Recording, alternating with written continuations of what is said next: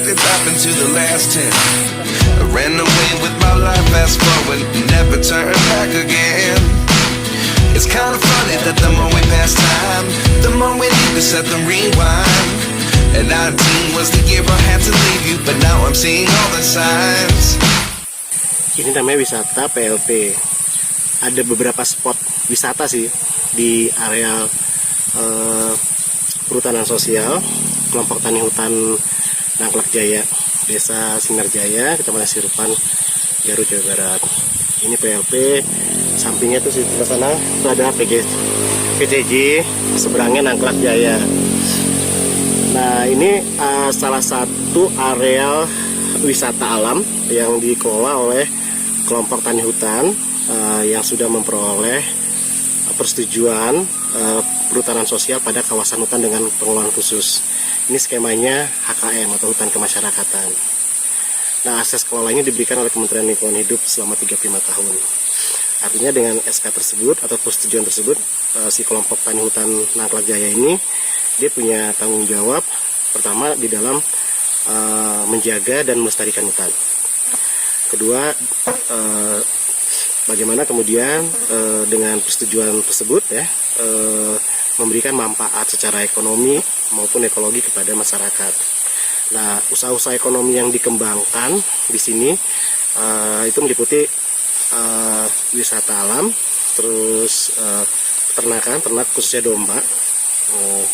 Terus ada di sektor perkebunan itu kopi, jeruknya jeruk limau, terus jeruk Garut maupun jeruk purut.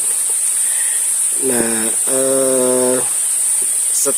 setelah kelompok tani hutan memperoleh persetujuan perhutanan sosial, nanti memang mereka tahapan awalnya itu mereka akan melakukan penandaan batas area luar maupun area dalam atau area garapan. Lalu mereka membentuk kelompok usaha perhutanan sosial atau sebenarnya KUPS. Nah, KUPS tadi itu sesuai dengan potensi yang dimiliki oleh yang ada di areal tersebut. Nah, potensi yang ada di sini yaitu wisata, sektor perkebunan, peternakan. Nah, karena memang ini persis di bawah sekitaran kaki Gunung Papandayan. Is this really happening? I can't believe it's true. I'm just as surprised as you. Is this really happening? I can't be too sure, but one day I'll be yours again. Istimewanya pertama tentu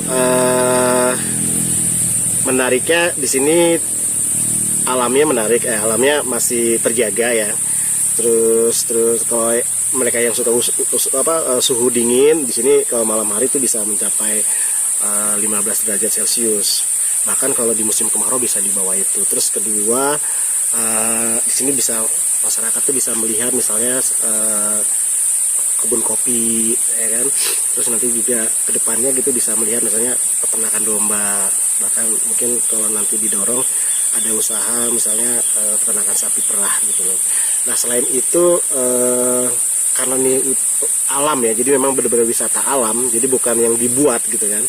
Nah, jadi memang orang ketika datang kemari benar-benar dia merasakan suasana alam gitu loh, suasana alam. Dan di sini juga ada sumber air panasnya.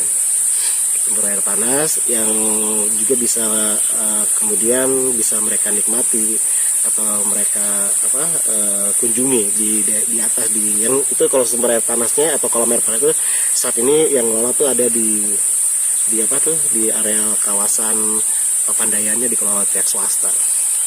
Nah Pak, harapan kedepannya seperti apa Pak? Harapan kedepannya tentunya bahwa dengan persetujuan perhutanan sosial ini tuh pertama sesuai dengan tujuan ya, hutannya terjaga gitu ya, lestari, tapi secara ekonomi ada peningkatan buat para petani hutan maupun kemudian itu bisa berdampak secara ekonomi maupun sosial kepada masyarakat sekitarnya. Harapannya seperti itu. Dan apalagi kan ini kita terkait dengan isu global ya, terkait dengan global warming ya. Artinya bagaimana kemudian kelompok-kelompok perhutanan sosial ini juga didorong terlibat secara partisipatif di dalam menjaga dan melestarikan kawasan perhutanan sosial yang menjadi areal kelola mereka gitu. Jadi dengan mereka diberikan tanggung jawab gitu kan, mereka juga terlibat secara partisipatif, tapi juga harus dilindungi oleh negara. Nah, dukungan para pihak menurut saya juga sangat penting di dalam mendorong upaya-upaya dalam rangka misalnya untuk peningkatan ekonomi mereka di dalam pengelolaan perhutanan sosial. Terus juga keterlibatan dari kementerian, lembaga maupun swasta juga itu sangat dibutuhkan ya, karena kan ini kelompok perhutanan sosial ini adalah para petani yang mereka berada di area di desa-desa yang berdekatan dengan hutan, tapi secara ekonomi kan mereka bukan mereka adalah petani miskin gitu. Untuk itu kan kita berharap dengan adanya persetujuan perhutanan sosial yang mereka peroleh gitu ya, mereka menjadi lebih tenang secara hukum, mereka legal dan mereka dilindungi oleh negara.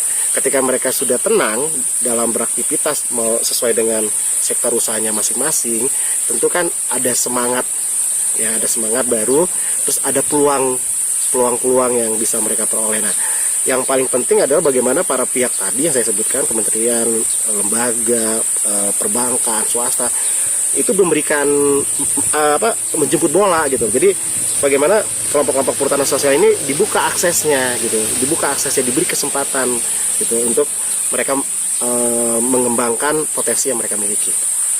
Tentunya memberikan membuka inovasi baru juga ya Pak ya? Iya pasti tentunya, karena apalagi gini, sekarang ini kan kita ada bonus demografi ya kan, baik di kota maupun di desa. Nah, di desa baik Sinarjaya maupun Keramat Jaya yang memang Keramat Wangi yang desanya berbatasan langsung dan sudah ada kelompok tani hutan persetujuan perhutanan sosial ini, kita berharap bahwa ketika ada pengembangan kawasan atau pengembangan kawasan di desa tersebut melalui berbasis perhutanan sosial, kita berharap bahwa usaha-usaha tersebut bisa juga menimbulkan dampak terhadap adanya serapan tenaga kerja, sehingga anak-anak muda atau milenial desa misalnya juga punya ketertarikan terhadap sektor tersebut gitu loh, baik itu di perkebunan, di pertanian maupun di wisata gitu. Ketika ada ekonomi yang bisa memberikan jaminan kehidupan buat mereka, terutama anak muda ini atau milenial desa ini, tentunya kan mereka akan berpikir dua kali juga untuk mencari pekerjaan ke kota kan gitu kan. Nah, karena ketertarikan anak-anak muda atau milenial terhadap sektor pertanian dan perkebunan kan memang sangat minim ya gitu loh.